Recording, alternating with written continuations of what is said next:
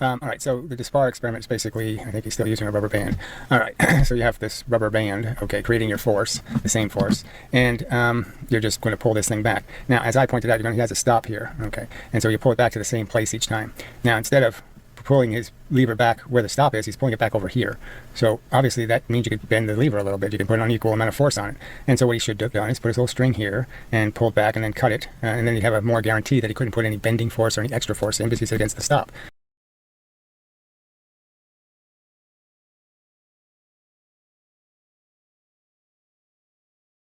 As pointed out, he did something, that really isn't ideal at all. So he has these gigantic washers with a hole in them. And then the stick going through is, 1/3 of the diameter of that hole. So if I blow that up, I have found this plastic disc, and this time the diameter of this hole is exactly the diameter of the carbon tube, I'm sorry. So let me show you. See that? It slides, it just fits. If it was 1/2 millimeter smaller, it wouldn't fit. Okay, so see, let me show you. There we go. There we go. Let me show it. So here I have a bit of tape. I'm gonna slide it over the tube. It's so perfect that I can't even push it over the tape. I'm gonna have to remove the tape. And so how the tape itself is, I don't know, 1/10 of a millimeter? I don't know. It's so perfect. I can't, you see, I can't slide it. I'm pushing it, but I can't slide it over the tape. That's how perfect it fits over this tube. Now, of course, the mass of this plastic disc is way too less, so I'm gonna use these ones again. But I'm going to tape them on the plastic disc. All right, like, hold on, focus, like this, so that it is perfectly in the middle. Not like this. I'm not gonna let it hang. Not like this, not like this, not like this, but perfectly in the middle. Sorry, focus. You know what I mean, like this, perfectly, such that the center of mass is perfectly in the middle of a tube. Like that. And in fact, this disc is equally large as a plastic disc. So, all right. Now, the most glaring thing that he's doing in the experiment is he has a tremendously strong spring, and this all happens really fast. So there's really no need for it to go supersonically fast. No need at all. Okay, so you want lower velocities? How's this? If that isn't slow, I don't know. All right, this is the amount of stretch. It's not much. This is in resting position. This is the maximum amount of stretch for this experiment. That's not much, eh? So another thing Dispar did was, he has this lever, and the problem was it would lean, okay, on the fulcrum because this end's heavy, okay, and so it would tilt down. And so he fixed that by putting a bar across here at some arbitrary location. Who knows how he decided. So essentially, this was happening.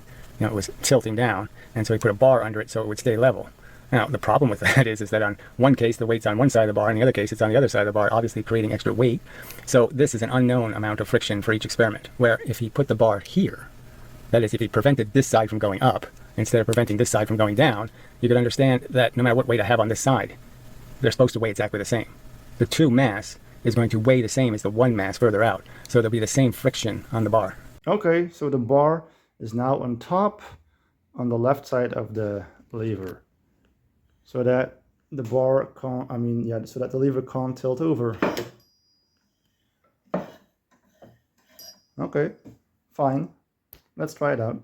Okay, so the 1 mass is going to be the plastic disc plus this one, which is 57.35. So twice the mass should be around 114.70. And we have 115, so that's pretty close. Right, so now both discs are taped together. And as you can see, the center of mass is perfect.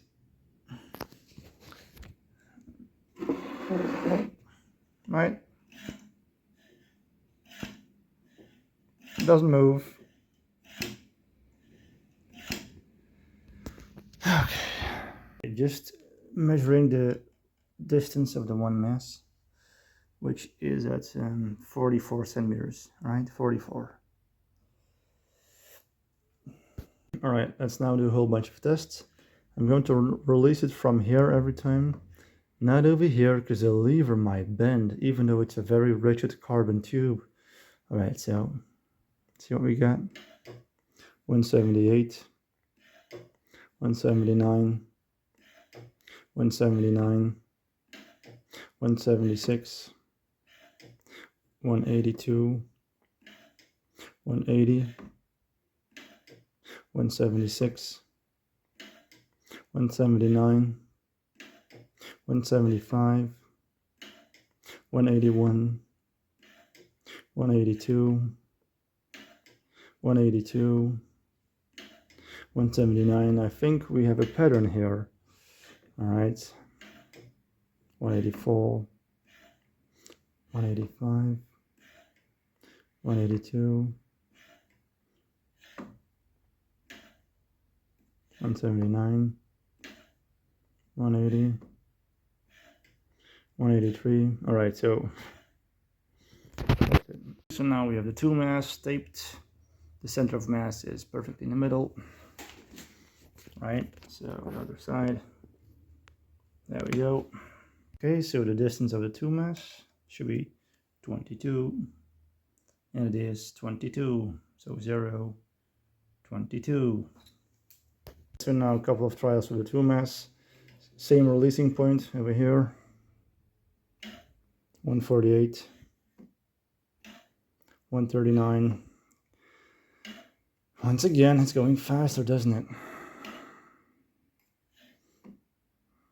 And I'm doing exactly as you say, Gary. I'm changing the variables. However, the two mass at one distance always goes faster, no matter what I change.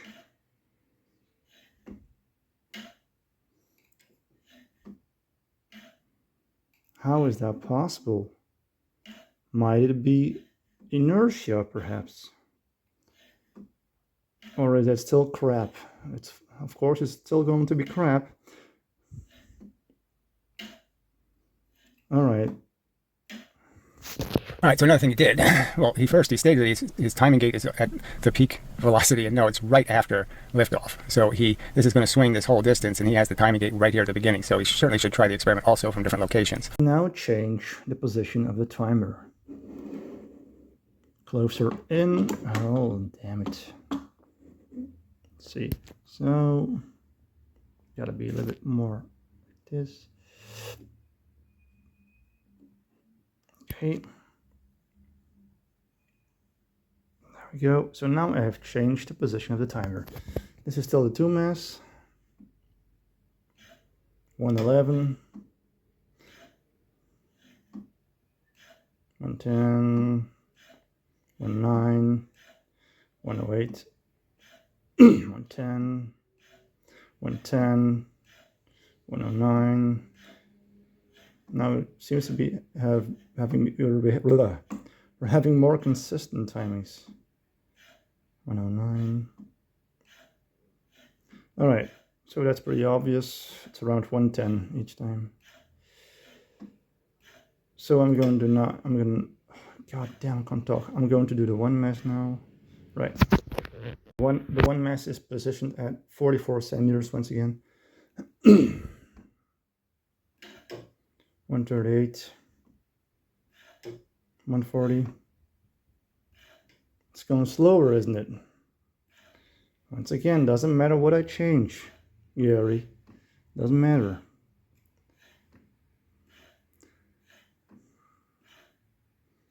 One 142, 141, 140, 143, 141, 143. Amazing. Again, how long are you going to persevere in your denialism? What you claim should happen literally never happens. Never, never, Gary. Absolutely never. Oh my God, how difficult can it be to just accept the truth?